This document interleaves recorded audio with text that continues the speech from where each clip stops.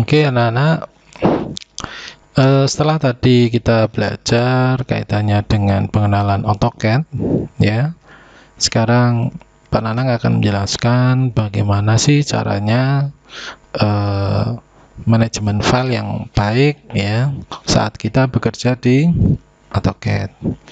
Baik, di sini kalau kita ingin memulai suatu project, alangkah baiknya kita atur ya project kita dalam satuan metrik. Jadi kalau di Asia itu lebih condong ya ke metrik. Metrik itu seperti milimeter, sentimeter, itu satuan metrik. Tapi kalau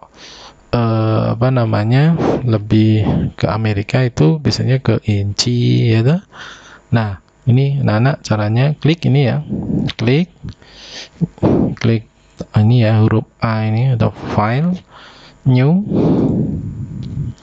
Di sini ini ada pilihan, ini di tanda panah ini ada imperial. Nah, imperial itu yang tadi satuan Inggris ya. Jadi di situ ada inci ya dan kawan-kawannya. Nah, kita pakai yang ini metrik. Otomatis lembar kerja kita atau project kita ini sudah di dalam satuan metrik.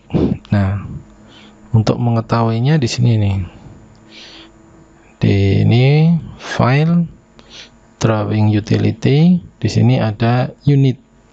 Nah, perlu kalian ketahui ya, dalam penggambaran satuan defaultnya itu adalah milimeter ya, satuan defaultnya adalah milimeter. Oke, kita oke ya. Jadi ini sudah benar-benar menggunakan metrik. Nah, kembali lagi di masalah manajemen file. Nah, anak-anak, perlu saya jelaskan bahwa yang namanya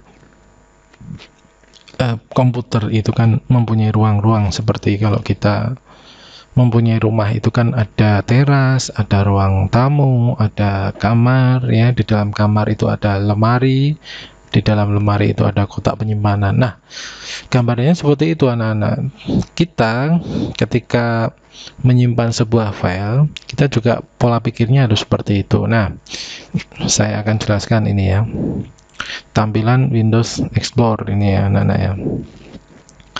Di sini ini kan ada drive C, ada drive D, ada drive E. Nah, untuk di dalam AutoCAD, kalau di dalam komputer PC, drive C itu kalau seperti di rumah kita itu seperti di ruang tamu. Nah, di sana kan kalau di komputer kan banyak ya software-software yang lalu lalang berdatangan pergi ya.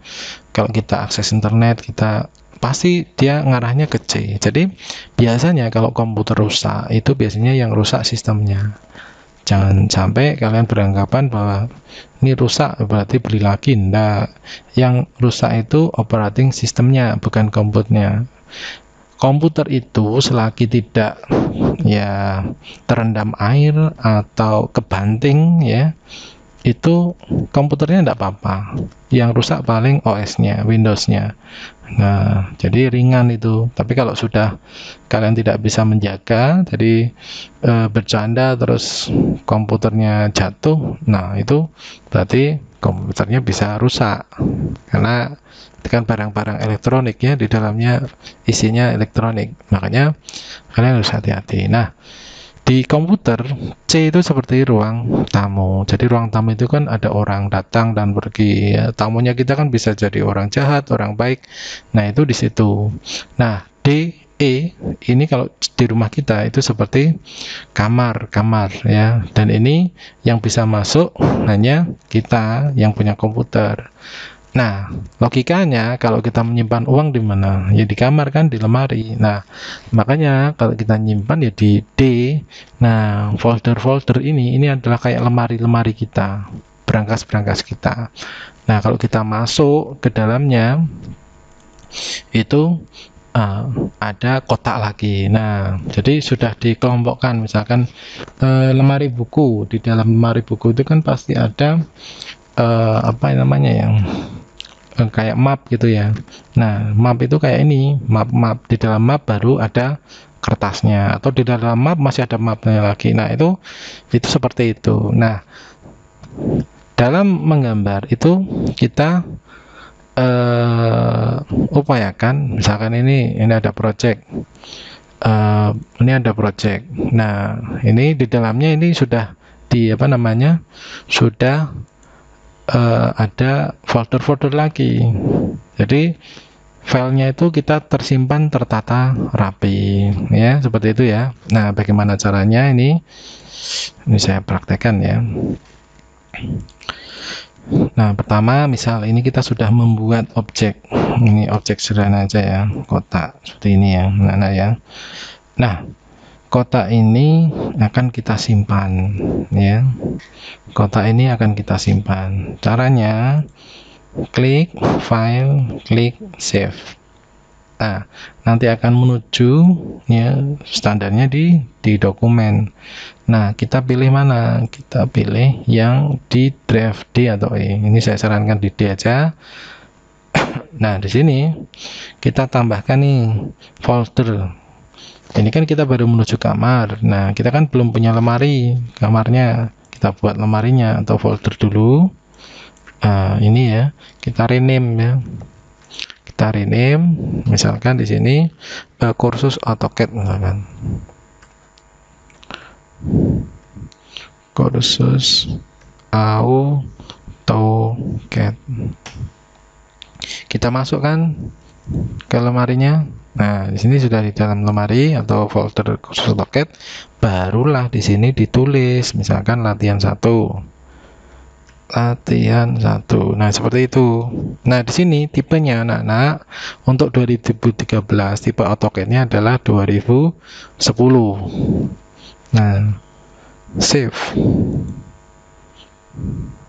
Ya, langkah itu sudah kita lakukan. Yuk kita cari coba di D ya, di D ini ada kursus AutoCAD.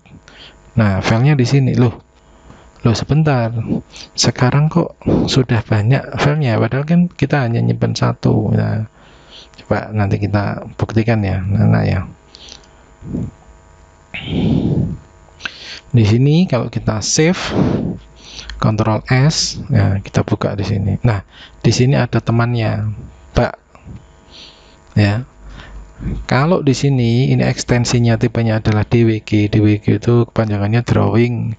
Kalau bak itu backup ya, ada 2 file. Jadi ketika kita menyimpan AutoCAD itu ada 2 file yang kita dapat. Yang pertama itu adalah file DWG drawingnya sendiri, yang kedua adalah bak backupnya anak-anak. Jadi seperti itu. Nah, ini ya, kalau kita tambah itu, kalau kita lihat ini kan baru 49 ya. Nah, semakin banyak garis-garis yang kita buat ya, garis-garis yang kita buat, maka file tadi akan bertambah banyak.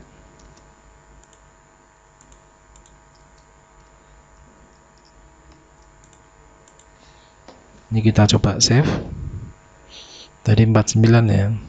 Nah, sekarang sudah sampai 50. Nah, ini menandakan setiap pertambahan garis yang kita lakukan, otomatis filenya akan semakin besar. Nah, seperti itu ya cara menyimpannya agar file kita aman ya, ketika drive C kita kena virus atau OS-nya rusak.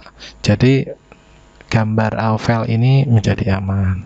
Begitu ya. Selanjutnya kalian bisa lakukan ini setiap kalian membuat sebuah project. Gitu. Terima kasih.